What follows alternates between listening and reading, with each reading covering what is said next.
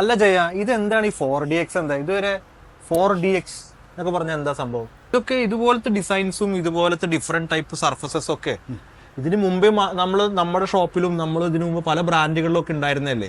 പിന്നെ ഇപ്പൊ ഈ 4DX എന്ന് പറഞ്ഞിട്ട് പ്രത്യേകമായിട്ട് അവർ ഇറക്കിയതുകൊണ്ട് കസ്റ്റമർക്ക് എന്താ ബെനിഫിറ്റ്? എന്താണ് പഴയ വീഞ്ഞ് പുതിയ കുപ്പിയിൽ ഇങ്ങനെ ഇറക്കിയതാണോ? അങ്ങനെയല്ല, കസ്റ്റമർക്ക് ബെനിഫിറ്റ് എന്ന് പറയുന്നുണ്ടെങ്കിൽ ഒരേ കളറ് ഡിഫറെന്റ് ഏരിയയിലേക്ക് വേസ്റ്റേജ് ഇല്ലാതെ യൂസ് ചെയ്യാൻ വേണ്ടിട്ട് ഒരേപോലെ 42, 44, 64, 84 ഈ 4 സൈസിൽ അവൈലബിൾ.